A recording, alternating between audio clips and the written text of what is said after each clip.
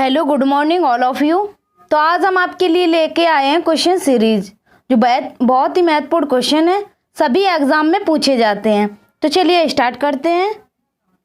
पहला क्वेश्चन है, जीवन की मूलभूत इकाई क्या है? जीवन की मूलभूत इकाई क्या है? तो इसका आंसर है ऑप्शन ए, कोशिका। तो आपको याद रखना है। इसके बाद हम अगला क्वेश्चन देखते हैं। अगला क्वेश्चन है, कोशिका के बारे में निम्न में से कौन सा कथन सही नहीं है? तो ऑप्शन डी में आपको दिया गया है, सभी देह ऊतकों में एक ही प्रकार की कोशिकाएं विद्यमान हैं। ऑप्शन डी आपका सही है। इसके बाद हम अगला क्वेश्चन देखते हैं।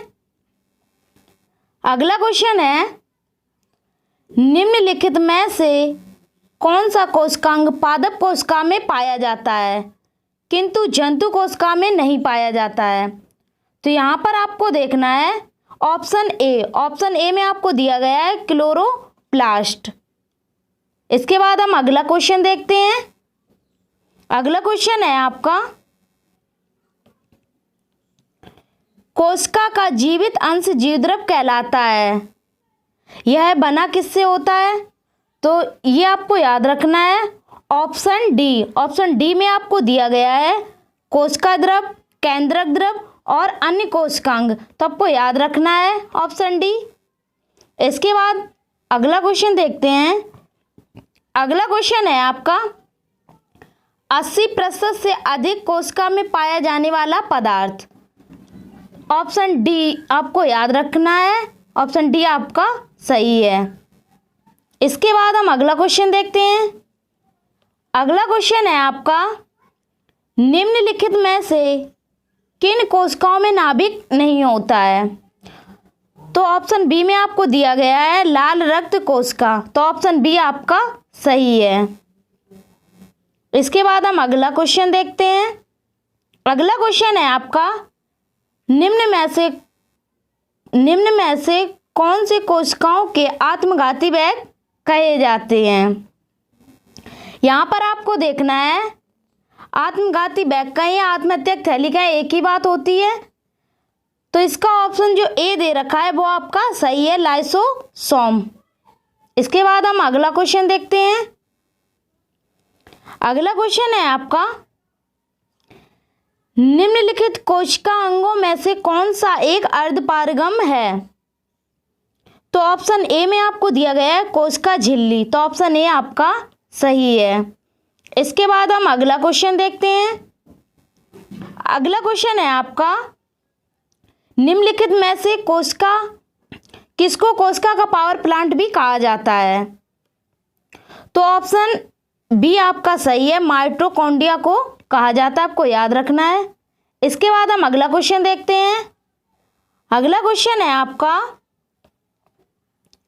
कोशिका में केंद्रक के अलावा किस कोशिकांग में डीएनए होता है? तो आपको ऑप्शन डी में दिया गया है माइटोकॉन्ड्रिया। तो ऑप्शन डी आपका सही है। इसके बाद हम अगला क्वेश्चन देखते हैं। अगला क्वेश्चन है आपका, न्यूक्लियस के बाहर डीएनए कहाँ मिलता है? तो ऑप्शन सी आपका सही है, आपको याद रखना है। इसके बाद हम अगला क्वेश्चन देखते हैं। अगला क्वेश्चन है आपका, डीएनए का संबंध जिस अतिमूल प्रोटीन से है उसे क्या कहते हैं? तो बी ऑप्शन में आपको दिया गया है स्टोन। तो आपका बी ऑप्शन सही है। इसके बाद हम अगला क्वेश्चन देखते हैं। अगला क्वेश्चन है आपका, जीव विज्ञान में डीएनए का पूर्ण रूप क्या है? तो ऑप्शन ए में आपको दिया गया है डीऑक्सीराइबोन्यूक्लिक एसिड। तो ऑप्शन ए आपका सही है। इसके बाद हम अगला क्वेश्चन देखते हैं। अगला क्वेश्चन है आपका, डीएनए का प्राथमिक कार्य होता है। ऑप्शन बी में आपको दिया गया है प्रोटीन संश्लेषण। तो ऑप्शन बी आपका सही है। इसके बाद हम अगला क्वेश्चन देखते हैं। अगला क्वेश्चन है आपका, आनुवांशिक यूनिट अर्थात जीन होते हैं।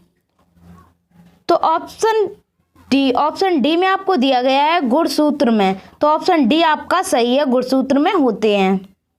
इसके बाद हम अगला क्वेश्चन देखते हैं। अगला क्वेश्चन है आपका, डीएनए की द्विसूत्री संरचना का पता लगाया था। किसने पता लगाया? तो ऑप्शन बी में आपको दिया गया है वाटसन और क्रिक। तो आपको याद रखना है ऑप्शन बी। इसके बाद हम अगला क्वेश्चन देखते हैं। अगला क्वेश्चन है आपका, सबसे पहले डीएनए को अलग किसने किया था?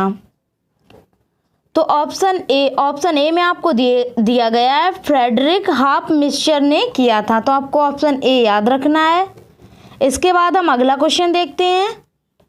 अगला क्वेश्चन है आपका, प्रयोगशाला में सर्वप्रथम डीएनए का संश्लेषण किसने किया था? तो ऑप्शन बी में आपको दिया गया है खुराना ने। तो आपको याद रखना है ऑप्शन बी। इसके बाद हम अगला क्वेश्चन देखते हैं। अगला क्वेश्चन है आपका, डीएनए अंगुली छाप का प्रयोग किसकी पहचान के लिए किया जाता है? तो ऑप्शन डी आपका सही है, उपयुक्त सभी। तो आपको याद रखना है। इसके बाद हम लास्ट क्वेश्चन देखते हैं। दूध के दही के रूप में जमने का कारण है, जो दही बनता है उसका क्या कारण है? तो ऑप्शन सी में आपको दिया गया है लैक्टोबैसिलस। तो ऑप्शन सी आपका सही है। तो आपको क्वेश्चन याद रखने हैं। इसी तरह हम डेली आपके लिए क्वेश्चन लाते रहेंगे और एग्ज़ाम की तैयारी करते रहिए। अगर आपको वीडियो अच्छा लगा हो तो लाइक करें, कमेंट करें और शेयर भी करें।